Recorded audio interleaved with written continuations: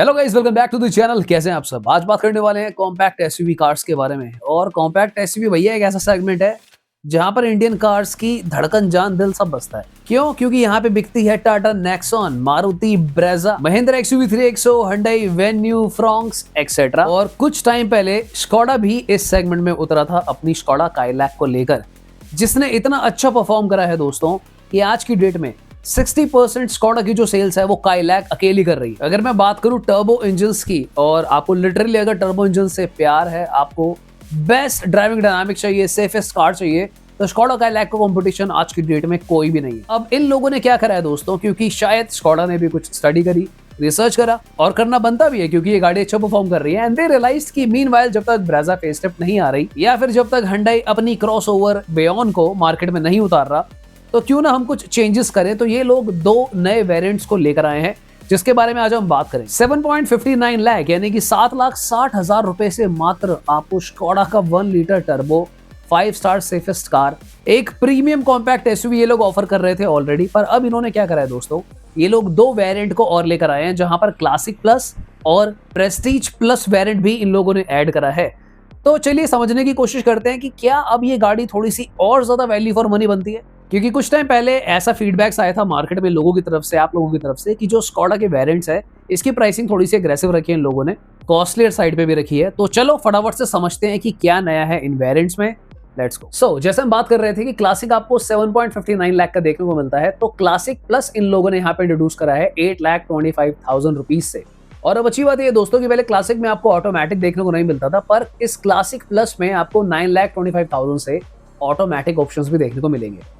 यहाँ पर colour options की अगर हम बात करें तो कुछ अच्छी बातें भी हैं और बुरी बातें भी हैं। बुरी बात फिलहाल ये है कि इनका जो एक ऑलिव ग्रीन कलर आता था, जो कि मुझे पर्सनली बहुत ज्यादा पसंद था, वो डिसकंटिन्यू इन लोगों ने कर दिया है।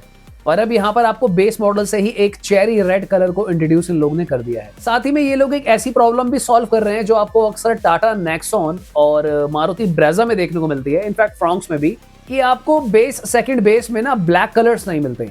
यहाँ पर आपको क्लासिक प्लस से ही डीप ब्लैक कलर देखने को मिल जाएगा।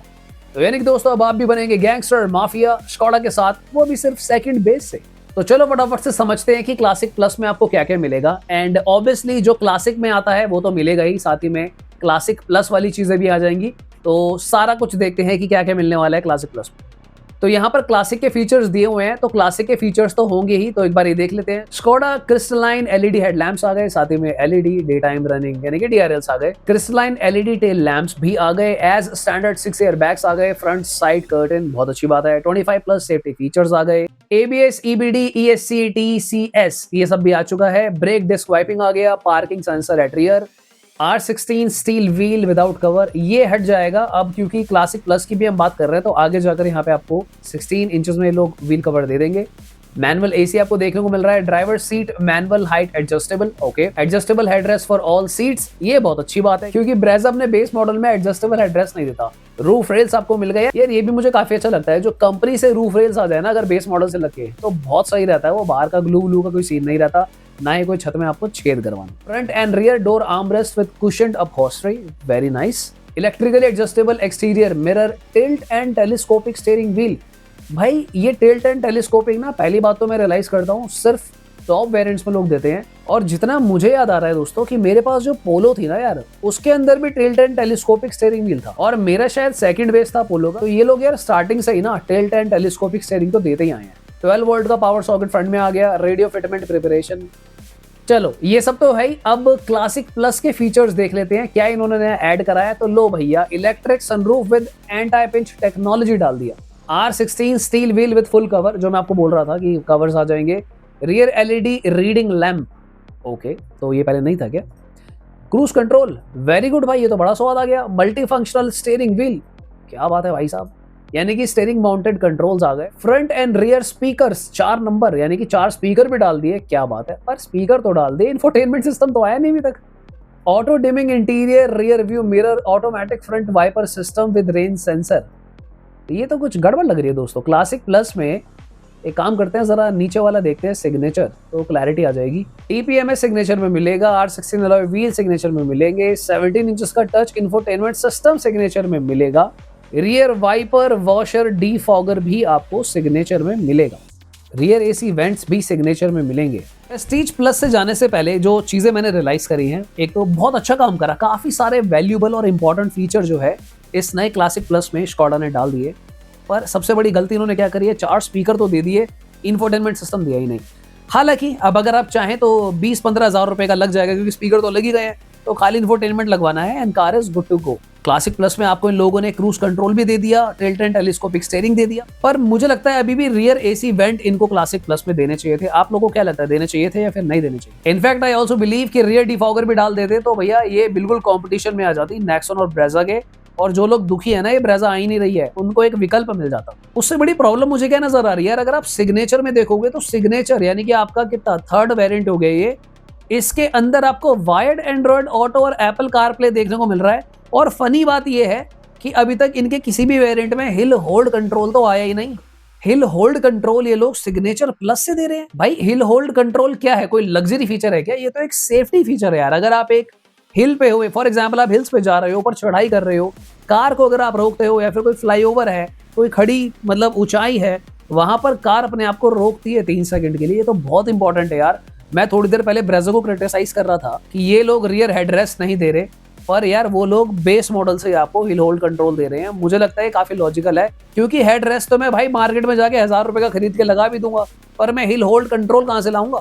मैं आपको सच बताऊं, मैं लास्ट वीक मन बना रहा था कि मैं सोच रहा था कि एक नई गाड़ी लेते हैं, और मेरा मन कर रहा था वापस से, क्योंकि मैंने पोलो काफी चलाई है, मेरा मन कर रहा था मैं वापस से ना यार जर्मन्स की तरफ जाता हूँ। मुझे जर्मन इंजीनियरिंग बहुत पसंद है। अब स्कोडा भले ही शेच की तरफ से आती है, बट रियलिटी ये है कि इनके अंदर अब जर्मन डीएनए चल रहा है। पर अब जैसे ही मेरे को पता चल रहा है इन्होंने ग्रीन भी बंद कर दिया, मुझे ग्रीन कलर बहुत पसंद था, और अब ये लोग हिल होल्ड कंट्रोल भी नहीं दे रहे, तो कहीं ना कहीं मेरा दिल सा टूट रहा है। मैं यहाँ पर बहुत आगे प्रीमियम फीचर्स की तो बात ही नहीं कर रहा यार। आप ये देखो, keyless entry, push start button, ये सब ये लोग कहाँ दे रहे हैं यार? सिग्नेचर प्लस में दे रहे हैं। ये तो थोड़ा सा यार अन्याय वाली बात है। I mean I really want कि स्कोडा को एक बार फिर से सोचना चाहिए कि ये जो इन्होंने वेरिएंट्स में फीचर रखे हैं, आई बिलीव थोड़ा सा कहीं ना कहीं अगर ये लोग मैनेज कर पाए। आई डू अंडरस्टैंड कि स्कोडा ने ऑलरेडी बहुत कॉम्प्रोमाइज करा है इंडिया को लेके, इंडियन ऑडियंस के लिए लोगों ने बहुत कॉम्प्रोमाइज कराया। इस प्राइस पे ऑलरेडी एक कार को लॉन्च करना ही अपने आप में एक बहुत बड़ी अचीवमेंट है, मुझे ऐसा लगता है। बट मैं ये नहीं बोल रहा हूँ कि आप फालतू चीजें बढ़ाओ, कुछ ऐसी चीजें शायद जिनकी रिक्वायरमेंट नहीं है उनको घटा दो। मैं तो कह रहा हूँ यार, for example tilt and telescopic steering हटा दो, कोई बात नहीं, 4 स्पीकर की जगह 2 दे दो, कोई बात। इस क्लासिक प्लस वेरिएंट में इतना बढ़िया वेरिएंट जा रहा था, क्या नीड थी सनरूफ डालने की यार? सनरूफ से बेटर आप इंफोटेनमेंट सिस्टम और हिल होल्ड डाल देते। एक बार को ना लोग चलो रियर एसी वेंट नहीं आ रहे, वो भी मैनेज कर सकते हैं, पर यार इंफोटेनमेंट सिस्टम इज मस्ट भाई। मुझे लगता है ये जो वेरिएंट आते आते बढ़िया बनते बनते थोड़ा सा खराब हो गया। What do you think about it? मैं आपको सच बताऊं, मैंने वीडियो तो ये सोचकर बनाई थी, क्योंकि मेरे को पता तो था कि इसकी लिस्ट आ गई, पर मैंने सोचा था आप लोगों के साथ ही पढ़ लूंगा और डिस्कस कर लेंगे लाइव ही क्या है। तो मुझे कहने के लग रहा था कि यार जब तक ब्रेजा फेसलिफ्ट नहीं आ रही है, एक बहुत बढ़िया ऑल्टरनेट बन सकता है। या फिर कई लोग जो नेक्सॉन से बोर हो गए हैं, 3XO नहीं लेनी उनको, तो स्कोडा काइलैक की तरफ अब जा सकते हैं, क्योंकि ये कुछ इंप्रूवमेंट्स कर रहे हैं, नए वेरिएंट ले आए, नए फीचर्स ले आए। पर थोड़ा सा मैं अगेन यहाँ पे डिसअपॉइंट हुआ हूँ फीचर्स सैग्रीगेशन को देख। पर दोस्तों अभी भी अगर आपको भाई जर्मन इंजीनियरिंग के मजे लेने हैं, और एक जो यार बेजोड़ कार होती है ना, क्योंकि देखो मैं कुछ भी बोलता रहा हूँ किसके फीचर में ये नहीं है वो नहीं है, मैंने सारी कॉम्पैक्ट एसयूवीज ड्राइव करी हैं। स्कोडा काइलैक जब मैंने ड्राइव करी थी, आई कैन सिंपली से इंडिया के अंदर best compact SUV Skoda Kylaq ही है। हाँ, वो बात और है कि थोड़ी सी ये अगर आप लॉन्गर रनिंग में देखोगे, 5-7 साल के अराउंड, जब कुछ कुछ गाड़ी मेंटेनेंस मांगेगी, वहां पर थोड़ा सा ये हाथी बन जाती है और खर्चा बढ़ जाता है।